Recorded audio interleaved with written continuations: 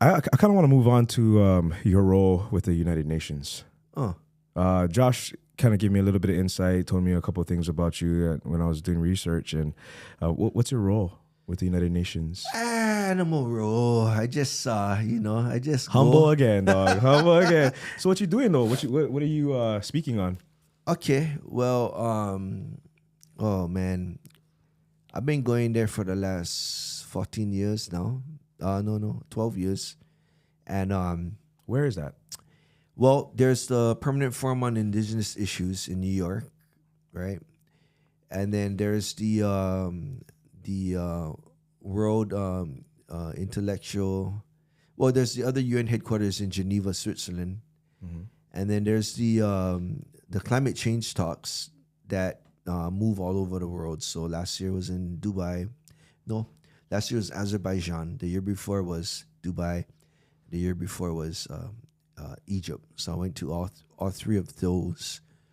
And then there's just various things that they talk about, whether it's the Permanent Forum on Indigenous Issues, where you can talk about anything that that's an indigenous issue, and then climate change is climate change, and bringing to the table how it's affecting you and your community and your backyard.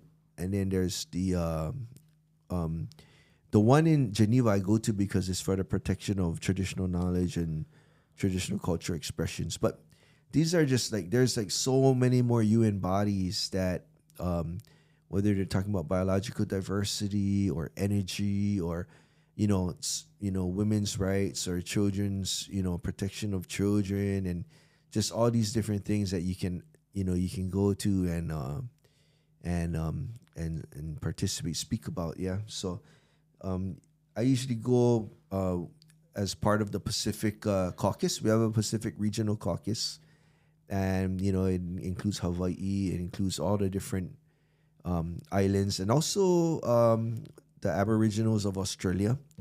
And then we meet throughout the year to see okay, what's important that we need to bring up, and then so then we elect some people to go and be the voice of our region. And so I was elected a couple times, and I went, and So what is Hawaii's kind of role on the global scale?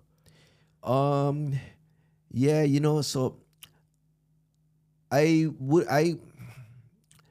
don't want to speak on behalf of Hawaii, but because you do have people that been here before Hawaii became a state or territories, under the U.S.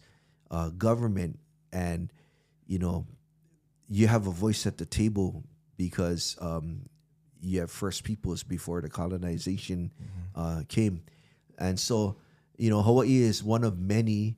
And when it's within the Pacific, we're looking at again a family. We're the Pacific family. And then going there and then explaining, what, okay, how does, what are the things that we're doing for food security here, and our relatives in Tahiti or Aotearoa or Fiji, they're sharing as well, what works, what doesn't work, what should we do collectively. And, that's how it is. We're all, trying to figure out ways and supporting each other. So that's the kind of role. It's like a collective role. How do you fund your travels? The UN, if it's a UN, they pay. They have paid for it. Okay. That's pretty much been it. I went also. You travel more than just for UN purposes. So you just travel as a visitor to all these different places. I mean, that has to be kind of expensive. You just work hard and save money, and you get kids. Yeah, I get one 18-year-old. Okay. Anyway, so you must. I mean, your degrees must have put you in a position where you can travel and be away for months, huh? Yeah, the thing is, you just gotta buy a ticket. You just gotta buy a ticket. That's what you gotta do. You cannot say I'm gonna wait. Yeah. You buy one ticket right now, right? Buy one way ticket, And then next paycheck, go buy your way back, or buy one hour ticket from here to there, and then but you buy them ahead of time so you can get them all down.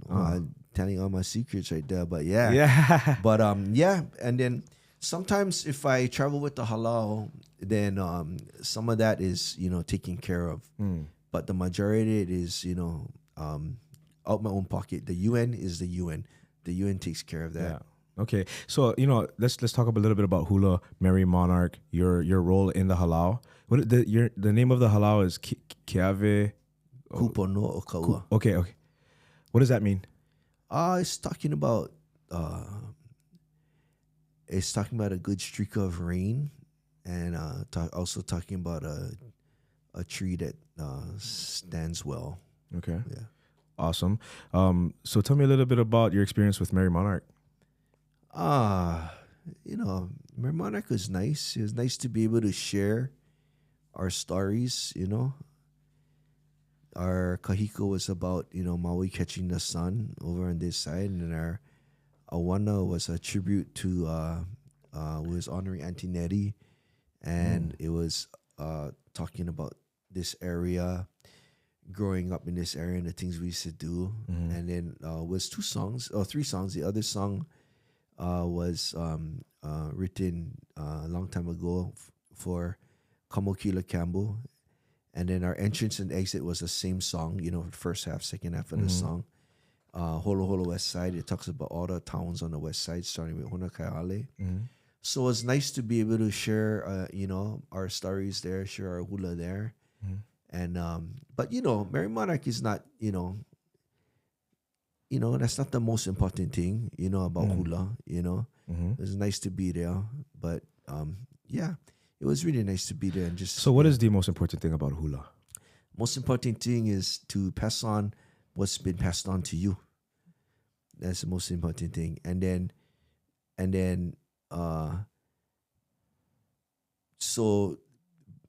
from your kumu, from your teachers, but also within that are the various stories of the places that you're preserving and the lessons that come with it.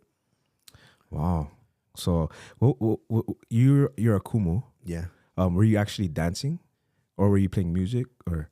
I was dancing all my life before I became a kumu. Yeah. Tell me this. Yeah. The beginning of Consolidated Theaters, the.